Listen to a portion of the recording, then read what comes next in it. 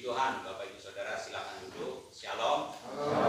Saya bersyukur kepada Tuhan sampai hari ini masih diberi kesempatan untuk kita sama-sama berkumpul, dan terima kasih buat Bapak Gembala boleh memberi kesempatan untuk kita sama-sama memikirkan, merenungkan dari sebagian kebenaran firman Tuhan. Kalau minggu lalu kita sama-sama merenungkan bagaimana keselamatan itu adalah kasih karunia. Keselamatan itu adalah anugerah, itu bukan hasil dari usaha kita. Surat Paulus kepada jemaat di Efesus pasal 2 dikatakan di situ bahwa keselamatan adalah kasih karunia, itu bukan hasil perbuatan. Nah, pertanyaannya, apakah kalau gitu perbuatan tidak menyelamatkan? Betul, perbuatan tidak pernah menyelamatkan seseorang. Yang menyelamatkan adalah Kristus Yesus. Amin. Lalu bagaimana dengan perbuatan? Perbuatan adalah mengikuti dari iman kita. Sejauh mana iman dan pengenalan kita akan Tuhan, disitulah tingkah laku perbuatan, baik perkataan, sikap, tindak tanduk. Itu kalau kita merenungkan minggu lalu. Nah, kelanjutan dari minggu lalu, kita sama-sama akan merenungkan juga jemaat di Efesus yang mendapat pujian sekaligus teguran oleh Tuhan melalui malaikatnya. Kita sama-sama buka Wahyu pasal 2 ayat 1 sampai 7. Kita sama-sama silih berganti baca. Saya baca ayat 1, Bapak Ibu baca ayat 2 dan seterusnya, dan nanti ayat 7 kita sama-sama baca. Wahyu pasal 2 ayat 1 sampai 7. Demikian firman Tuhan. Kepada jemaat di Efesus, tuliskanlah kepada malaikat jemaat di Efesus. Inilah firman dari Dia, dari Yesus Kristus, yang memegang ketujuh bintang itu di tangan kanannya dan berjalan di antara ketujuh kaki Dia emas itu. Aku tahu segala kebenaranmu, baik keripayamu maupun pertemuanmu. Aku tahu bahwa engkau tidak dapat sama terhadap orang-orang jahat, bahwa engkau telah mencobai mereka yang menyebut dirinya rasul, tetapi yang sebenarnya tidak demikian, bahwa engkau telah mendapati mereka pendusta. Dan engkau tetap sabar dan menderita oleh karena namaku, dan engkau tidak mengenal lelah. Namun demikian aku mencela engkau, karena engkau telah meninggalkan kasihmu yang semula. Sebab itu ingatlah betapa dalamnya engkau telah jatuh. Bertobatlah dan lakukanlah lagi apa yang semula engkau lakukan. Jika tidak demikian, aku akan datang kepadamu dan aku akan mengambil kaki dianmu dari tempatnya jikalau engkau tidak bertobat. Tetapi dia mengatakan kepadamu, yaitu engkau memuji segala perbuatan pengikut-pengikut Paulus yang sudah kubenci. Sama-sama, 1, 2, 3. Siapa bertelinga, hendaklah dia mendengarkan apa yang dikatakan Roh kepada jemaat-jemaat. Barang siapa menang, dia akan kuberi makan dari pohon kehidupan yang ada di taman Firdaus Allah. Amin. Coba kita buka lagi di paling depan, Kejadian 2 ayat 9. Kita sudah buka paling belakang, sekarang kita buka yang paling depan, yaitu di Kejadian 2 ayat 9. Sama-sama baca. 1, 2, 3. Lalu Tuhan Allah menumbuhkan berbagai pohon dari bumi yang menarik dan yang baik untuk dimakan buahnya, dan pohon kehidupan di tengah-tengah taman itu, serta pohon pengetahuan tentang yang baik dan yang jahat. Ya, ini adalah satu konfirmasi keselamatan itu sebenarnya adalah anugerah. Sekalipun manusia ingin mendapatkannya dengan caranya sendiri. Nah, Tuhan Allah sudah memuji bagaimana kehidupan jemaat di Efesus. Kiranya merenungkan ini bukan dikaitkan sekedar gereja yang berupa organisasi. Tetapi kalau kita merenungkan firman Tuhan, gereja sebagai tubuh Kristus. Siapa tubuh Kristus? Saya dan Bapak Ibu Saudara. inilah gereja Tuhan. Nah, kita akan bahas satu persatu ayat demi ayat dari Wahyu pasal 2 tadi. Kita akan simak baik-baik bagaimana teguran ataupun pujian yang diberikan Allah kepada jemaat Efesus. Kiranya boleh menguatkan dan menegur juga kita kalau ada sesuatu yang perlu diingatkan. Karena kita tidak luput dari kelebihan dan kekurangan. Amin.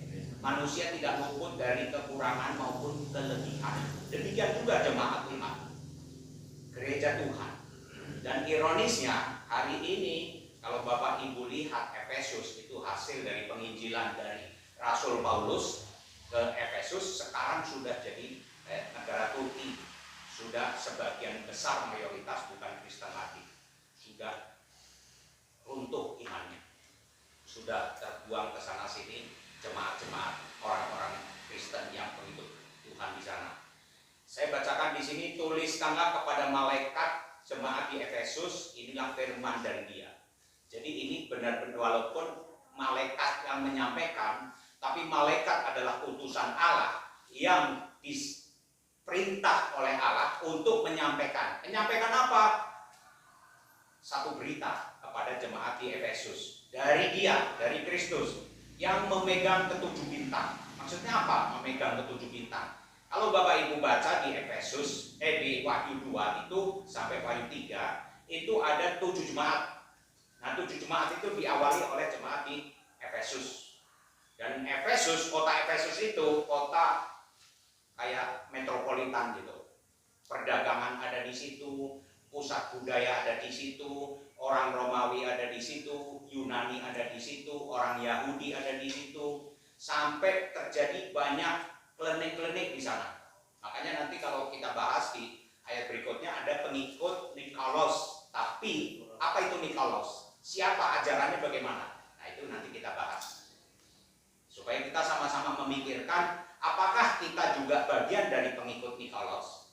Sekalipun kita percaya kepada Yesus. Nah, itu Tuhan memegang kaki Dian dan bintang. Itu memegang 7 jemaat itu. Di bawah kekuasaannya, di bawah pengendaliannya. Nah, yang kedua, aku tahu segala pekerjaanmu. Pekerjaan dari jemaat Efesus itu penuh dengan cinta kasih, penuh dengan ketekunan, penuh dengan kesabaran, tahan uji, tahan menderita. Itu dijelaskan di sini ya. Jerih payahmu maupun ketekunanmu, aku tahu bahwa engkau tidak dapat sabar terhadap orang jahat. Maksudnya tidak dapat sabar terhadap kejahatan. Namun dengan penuh kesabaran di dalam menanggung penderitaan. Jadi dalam hidup kita ada kalanya kita perlu kesabaran di dalam menanggung penderitaan. Karena setiap manusia tidak luput dari penderitaan. Siapapun kita yang ada di sini tidak pernah hidup tidak menderita. Amin. Tidak pernah. Saya juga, semua yang ada di sini tanpa kecuali, maupun yang ada di luar sana, menderita. Mengapa menderita? Karena akibat dari dosa. Kejatuhan manusia itu mengakibatkan penderitaan demi penderitaan. Makanya Kristus datang untuk menanggung penderitaannya. Hakikat dari penderitaan manusia adalah kebinasaan. Itu akhirnya hidup manusia. Kebinasaan yang selamanya atau keselamatan yang selamanya. Itu hakikatnya. Kita hidup sementara, hanya bicara soal waktu, dibatasi oleh waktu. Tuhan mau panggil kapanpun, bukan sesuatu yang sulit. Kadang ada yang mendadak, kadang ada yang melalui sakit penyakit, kadang tiba-tiba, nggak tahu juntrungannya, tahu-tahu Tuhan panggil, kita nggak tahu. Sama-sama kita sama-sama, semua tidak tahu. Yang penting bagaimana kita menjalani hidup. Nah, pernah saya tanya ke seseorang ketika saya mengabarkan Injil, maaf bicara ya, saya tanya, nyawa manusia itu ada di mana? Saya pernah bagi Alkitab di pedalaman Kalimantan, saya berdua sama teman di sekolahan dan gurunya itu bukan Kristen. Ibu boleh tanya saya, nyawa manusia ada di mana? Bingung dia. Ya kalau kita sehat ya nggak mati, kalau kita baik-baik ya aman aja. Iya tapi nyawanya itu ada di mana? Di jantung, di paru-paru, di darah. Kalau darah berhenti, sudah itu berhenti semua kehidupan kita. Kelihatannya paru-paru betul, jantung betul, tetapi intinya di darah. Itulah sebabnya Kristus mengalirkan darah supaya kita hidup. Kristus mati mengalirkan darah supaya kita mengalami kehidupan. Nah, kembali lagi di sini, jemaat Efesus itu sangat teguh, sangat sabar dalam menanggung segala penderitaan maupun kesulitan. Dan dia juga tidak sabar ketika menghadapi ajaran-ajaran yang jahat, orang-orang jahat, atau ajaran-ajaran penyesat. Makanya di ayat yang kedua ada berikutnya, bahwa engkau telah mencobai mereka yang menyebut dirinya rasul. Loh, rasul masa dicobai? Karena rasul ini adalah rasul penyesat. Nah, itu di Efesus itu banyak terjadi penyesatan, banyak orang-orang Kristen yang sungguh-sungguh itu ada banyak. Makanya tadi disebutkan ada pengikut Nikolaus yang nanti kita akan bahas. Nikolaus. Tetapi yang sebenarnya tidak demikian. Dia mengerjain rasul-rasul yang tidak beres, mencobai yang tidak beres, dengan berbagai macam pertanyaan mungkin, dengan berbagai macam tindak tanduknya rasul itu diikutin mungkin. Nah, itu jemaat Paulus, jemaat Efesus itu punya satu tidak tahan kalau menghadapi satu penyesatan itu, enggak tahan. Nah, dikaitkan dengan hidup kita, apakah kita tidak tahan ketika kita menghadapi sesuatu yang salah? Apakah membiarkan? Pasti. Kita kembali ke diri kita masing-masing. Karena musuh terbesar hidup kita itu bukan orang lain, bukan iblis, tetapi adalah roh di dalam pikiran, di dalam emosi, di dalam keinginan. Itu siapa yang mengendalikan? Nah, itu yang penting itu. Makanya jemaat Efesus sangat mendapat pujian, baik ayat 2, ayat 3, dan engkau tetap sabar dan menderita oleh karena namaku, dan engkau tidak mengenal lelah, enggak pernah mengenal lelah di dalam pekerjaan Tuhan, tetap membela, menderita demi nama Tuhan. Nah, seperti minggu lalu saya katakan, kalau baca Alkitab ada kata-kata tetapi atau namun, itu penting. Di balik itu ada maksud dan tujuannya. Coba kita sama-sama baca ayat yang keempat. 1, 2, 3. Namun demikian, aku mencela engkau karena engkau telah meninggalkan kasihmu yang semula. Aneh ya? Jemaat Efesus sabar, tahan menderita, tidak senang pengajaran sesat, bahkan mencobai rasul, tetapi kok meninggalkan kasih yang semula. Maksudnya apa? Kasih yang semula itu apa? Coba Bapak Ibu renungkan. Kita sama-sama merenungkan. Titik pada saat kita mengaku, Yesus engkau Tuhan dan Juru Selamatku. Yesus, aku manusia yang berdosa yang membutuhkan keselamatan. Kapan? Itulah saat lahir baru. Itulah saat kita diperbaharui. Yang tadinya jalan ke timur jadi jalan ke barat. Yang tadinya mau ke jurang ditarik karena kita merespon akan kasih Tuhan itu. Nah, itu ingat nggak Bapak Ibu? Kapan waktunya? Saya ingat waktu saya dibaptis 83 April tahun 1983 April dibaptis, dan saat itu saya mengaku Yesus Tuhan dan Juru Selamatku satu-satunya. Nggak ada nama lain di bawah kolong langit ini yang olehnya saya selamat selain di dalam Dia. Nah, di dalam perjalanan iman, dalam awal-awal itu kasih kita membara, baik dalam pelayanan, baik dalam mengabarkan kabar baik, baik dalam tindakan kita berkobar-kobar. Itulah jemaat Efesus yang menyala-nyala, yang semangat, yang giat di dalam melayani Tuhan. Tetapi Tuhan tetap mencela. Tuhan lebih tahu.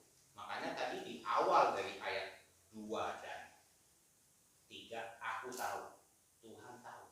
Kadang-kadang kita nggak mengetahui rencana apa di dalam hidup saya. Saya sendiri kadang nggak tahu, tetapi Tuhan tahu. Yang pasti Tuhan pasti merencanakan sesuatu yang terbaik. Amin. Apapun itu. Nah, yang terbaik menurut Tuhan kadang-kadang belum tentu yang terbaik menurut saya. Belum tentu yang terbaik menurut Bapak Ibu. Betul nggak? Yang terbaik menurut Tuhan ya kita berserah. Itulah jawaban doa kita. Tuhan, engkau pasti yang memberikan yang terbaik. Makanya kalau saya memberi kekuatan atau WA kepada teman-teman atau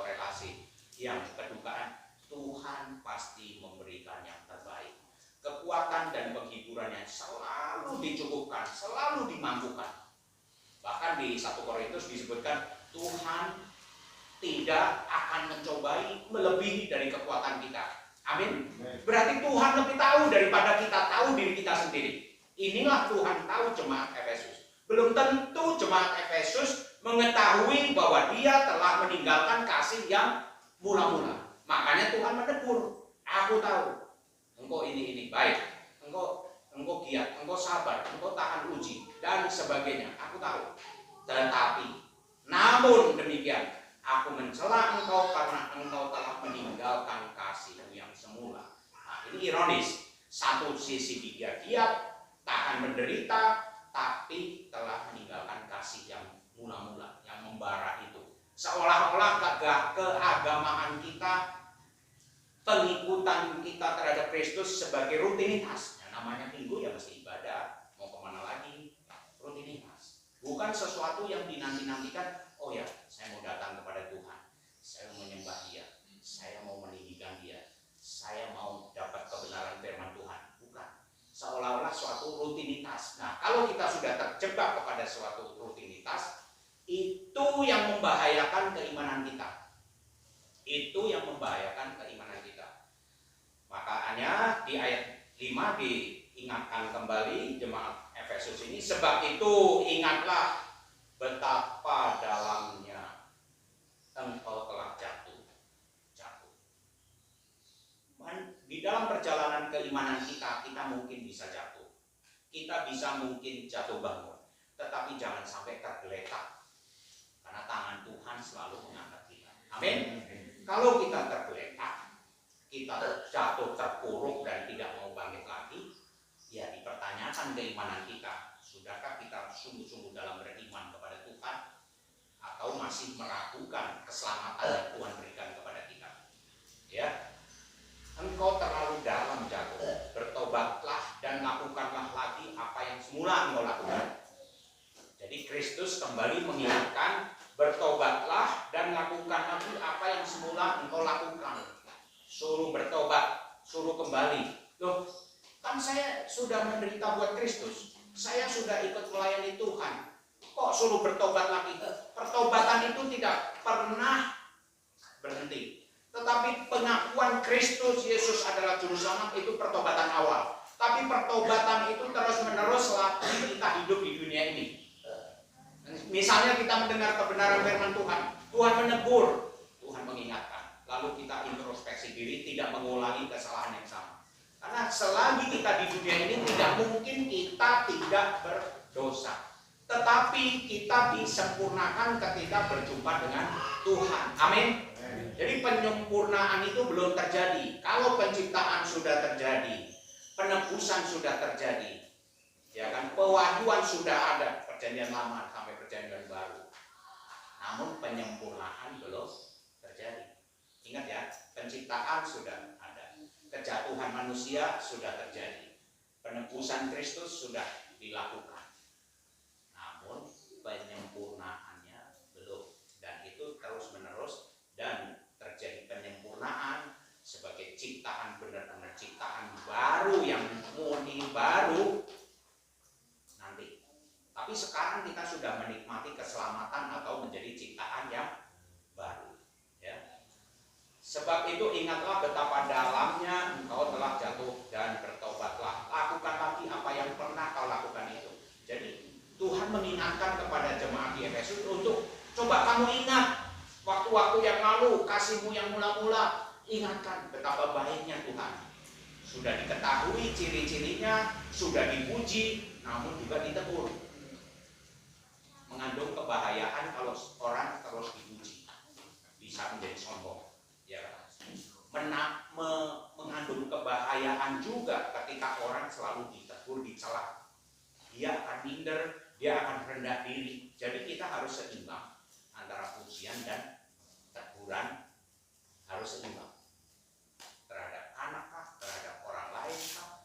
Kalau selalu yang ada teguran ngambung-ngambung gak jelas, itu bahaya buat kita maupun terhadap orang yang kita tegur. Tidak ada perubahan yang baik. Tapi kalau kita angkat, kita puji, dan kita menyatakan sesuatu yang gak basa-basi, memang kenyataannya seperti itu, seperti Tuhan memuji jemaat Efesus, yang harus katakan. Jadi penuh dengan kejujuran dan mengingatkan kembali. Makanya dilanjutkan di sini, jika tidak demikian, jika kamu tidak mau kembali kepada kasih yang mula, aku akan datang kepadamu dan aku akan mengambil kaki dianmu dari tempatnya jikalau engkau tidak bertobat. Akan dicabut kaki dian itu. Penyertaan Tuhan itu akan diambil. Nah, itu sudah terjadi. Gereja-gereja di yang tadi saya sebut pertama awal tadi, Efesus di Turki sudah diambil. Dan sekarang bukan Kristen lagi, negara Muslim lagi di sana. Ya. Tetapi ada lagi yang penting. Nah, ini kata-kata tetapi, namun berarti ada sesuatu yang kebalikan. Kalau tadi ayat 5, namun ayat 4 itu kata-kata namun, sekarang ayat 6. Saya minta tolong Pak Budiman bisa baca. Tetapi ini yang ada padamu, yaitu engkau membenci segala perbuatan pengikut-pengikut Nikolaus yang juga dibenci. Ya, bersyukur jemaat Efesus, gereja di Efesus masih membenci apa yang Tuhan benci. Kita coba pikirkan, apakah kita sudah membenci apa yang Tuhan benci? Apakah kita sudah mengasihi apa yang Tuhan kasihi? Nah, itu penting dalam hidup ini. Jadi kalau enggak, kita akan terjebak kepada suatu kekeliruan demi kesalahan yang lain. Nah, tetapi ini yang ada padamu, ini di pujian lagi nih. Tadi 2 dan 3 pujian, 4, 5 teguran, kembali ke 6. Tetapi ini yang ada padamu, yaitu engkau membenci segala perbuatan pengikut Nikolaus. Bukan membenci orangnya, tetapi perbuatannya. Ingat ya, kalau kita menegur orang, jangan membenci orangnya, tetapi menegurlah dosanya. Itu jadi emosi kita sudah sesuai dengan emosi Tuhan. Kadang-kala kita tidak sesuai emosi saya, belum sinkron, belum cocok dengan emosi Tuhan. Apa sih ajaran Nikolaus? Apa sih? Padahal Nikolaus itu dulu orang Yahudi yang tinggal di Efesus dan dia ditunjuk oleh para rasul sebagai penatua. Nikolaus. Salah satunya Nikolaus, ada juga Stefanus. Coba baca Kisah Rasul 6 ayat 5. Kisah Rasul pasal 6 ayat 5. Itu di situ ada sebutan Nikolaus. Pak Amto bisa bantu saya baca Kisah pasal 6 ayat yang kelima. Kisah Rasul 6 ayat 5. Usul itu diterima baik oleh seluruh jemaat. Lalu mereka memilih Stefanus, seorang yang penuh iman dan Roh Kudus, dan Filipus, Prokorus, Nikanor, Timon, Parmenas, dan Nikolaus. Lalu Seorang penganut agama Yahudi dari Antioquia. iya, Nikolaus itu dulu penganut agama Yahudi di Antioquia, dekat dengan Efesus, lalu diinjili oleh Rasul Paulus dan dia menerima Kristus seutuhnya, meninggalkan keagamaan Yahudi, lalu mengikut Yesus, bahkan dia ditunjuk penatua. Ini yang nunjuk itu para rasul, baik itu Paulus, baik Petrus, Yohanes, Yakobus, itu menunjuk para penatua untuk apa? Untuk pelayanan janda-janda, kesusahan, mereka itu dilayani, pelayanan kemajelisan. Nikolaus ditunjuk. Berarti orang pilihan, karena yang ditunjuk itu 7. Sebagai ketuanya siapa? Stefanus. Nah, Nikolaus ini ditunjuk. Nah, kalau saya pelajarin apa itu ajaran Nikolaus? Ajaran Nikolaus begini. Mirip dengan ajaran Bileam. Bileam di Perjanjian Lama, di Bilangan.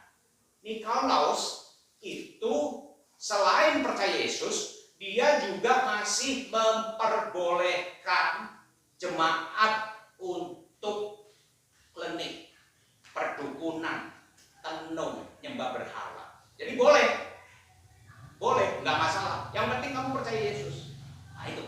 Nah itu mati-matian ditolak oleh jemaat di Efesus. Lain dengan jemaat di Pergamus. Kalau nanti Bapak Ibu baca, Pergamus menerima ajaran Nikolaus itu. Selain percaya Yesus, dia juga pendukun. Selain percaya Yesus, dia juga ke orang-orang tenung, penyembahan berhala. Nah itu ajaran dari Nikolaus. Nikolaus mengajarkan memperbolehkan, tapi jemaat Efesus tidak kompromi, nggak bisa. Itu penyesatan, itu nggak benar. Ini rasul palsu. Karena di kota Efesus orang banyak bikin patung-patung, pengrajin patung itu duit ekonominya luar biasa. Senang dia dengan orang banyak, makin banyak orangnya nyembah itu laku luar biasa. Mungkin kalau kita pergi ke daerah tertentu yang di situ terlalu banyak patung-patung. Nah, satu sisi orang Kristen boleh, sisi lain juga boleh mempersembahkan ini. Itu ajaran Nikolaus yang ditolak mati-matian oleh jemaat di Efesus. Jemaat Efesus tidak menerima itu. Itulah sebabnya Allah memuji jemaat di Efesus yang bisa memfilter. Nah, kita harus bisa menyaring apakah itu benar, apakah kita salah. Nah, kenapa saya tadi baca di Kejadian 2 ayat pasal 2? Karena di situ kita lanjut lagi ayat yang ke Wahyu ya, kembali ke Wahyu ya. Kembali ke Wahyu ayat yang ke 6 sudah dibenci ya, ajaran Nikolaus sudah dibenci. Sekarang kembali ayat kita lanjut ayat yang ke-7. Makanya saya tadi baca Kejadian 2 ayat 7. Jadi kita harus menyadari apa yang dibenci Tuhan kita harus benci, apa yang dikasihi Tuhan kita harus mengasihi. Itu baru cocok. Jadi seturut dengan kehendak Tuhan. Itu jemaat di Efesus. Ayat 7, siapa bertelinga, ini kembali diingatkan. Kamu bertelinga, hendaklah mendengar. Emangnya dia budak? Bukan budak secara fisik, tetapi hatinya itu beku. Kalau Tuhan sudah ingatkan, kita harus buka hati. Roh Kudus bekerja, kita berikan keleluasaan bekerja seleluasa mungkin di dalam hidup kita. Makanya ia mendengarkan apa yang dikatakan Roh kepada jemaat-jemaat. Barang siapa menang, ini janji Tuhan. Dan janjinya itu pasti tergenapi. Nggak mungkin janjinya tidak tergenapi. Barang siapa menang, dia akan kuberi makan dari pohon kehidupan yang ada di Taman Firdaus. Saya kadang-kadang memikirkan, kenapa di Taman Firdaus ada 2 pohon yang Tuhan menyuruh Adam dan Hawa untuk tidak disentuh apalagi dimakan. Yaitu pohon pengetahuan baik dan jahat. Yaitu pohon kehidupan. Kalau Bapak Ibu renungkan, agama selalu mengajarkan baik dan jahat. Ekonomi selalu membicarakan untung dan rugi. Dunia medis selalu membicarakan sehat dan sakit. Ya, penelitian selalu membicarakan solusi-solusi, kalau ada virus mesti ada penakalnya apa. Itu naturnya manusia di sana terus menerus. Pendidikan selalu membicarakan benar atau salah. Agama selalu membicarakan baik dan jahat. Pengetahuan baik dan jahat. Nah, itu semua agama mengajarkan itu. Tetapi kekristenan bukan agama sebenarnya. Kekristenan bicarakan soal kehidupan dan kematian. Itulah sebabnya Kristus datang, untuk supaya kita menerima kehidupan, tidak di dalam kebinasaan atau kematian. Karena kalau kematian, buat apa kita hidup di dunia ini yang sementara, tapi kita buang sia-sia waktu yang ada, akhirnya kita binasa selama-lamanya. Nah, kekristenan, Kristus bicara soal kehidupan dan kematian. Ini tidak bisa dijawab oleh di luar Kristus. Paham ya? Kehidupan yang kekal tidak bisa dijawab atau diberi solusi selain di dalam Kristus. Amin. Jadi hanya di dalam Kristus ada kehidupan yang kekal. Seperti yang minggu lalu saya bicara. Keselamatan itu kasih karunia. Dan itu diberikan secara cuma-cuma. Nah, ini satu konfirmasi yang sudah diberikan oleh Tuhan di dalam kitab Wahyu, surat Wahyu tadi pasal 2 ayat 7. Barang siapa menang, dia akan kuberi makan dari pohon kehidupan yang ada di Taman Firdaus. Padahal di Kejadian tidak boleh makan. Aneh kan? Di Kejadian kau makan, kau mati saat itu juga. Kau pasti mati ketika kau makan. Tetapi di Wahyu, barang siapa menang, dia akan kuberikan pohon kehidupan. Dan pohon kehidupan ini belum disentuh oleh manusia, Adam dan Hawa ketika di Taman Firdaus. Yang dia sentuh adalah pohon baik dan jahat. Itulah manusia. Kadangkala caranya sendiri untuk mencapai Tuhan. Ini satu gambaran manusia selalu mencari cara sendiri untuk mencapai Tuhan. Dan Tuhan bilang di dunia ini tidak ada satupun manusia yang mencari aku. Nggak ada satupun. Berarti kalau demikian siapa yang mencari? Yang terhilang siapa? Apakah Tuhan? Bukan. Yang terhilang adalah kita. Makanya Tuhan harus datang ke dunia mencari yang terhilang. Amin. Kita bersyukur kita telah dicari oleh Tuhan. Karena banyak orang juga dibiarkan. Kalau masih dicari, berarti masih dipedulikan. Nah, barang siapa menang, dia akan kuberi makan dari pohon kehidupan yang ada di taman Firdaus. Itu Tuhan sendiri yang mengkonfirmasi, bukan ular. Kalau ular godaan yang sebaliknya. Tapi kalau Tuhan sudah mengkonfirmasi, pasti terjadi. Janjinya setia dan amin. Kiranya renungan ini boleh membawa kita, semakin kita merenungkan betapa baiknya Tuhan itu. Keselamatan diberikan secara cuma-cuma, kita diberikan kekuatan untuk menjalani hidup ini. Biarlah roh Tuhan terus menguatkan kita, terus memimpin kita untuk kita jalan di dalam kebenarannya. Jangan seperti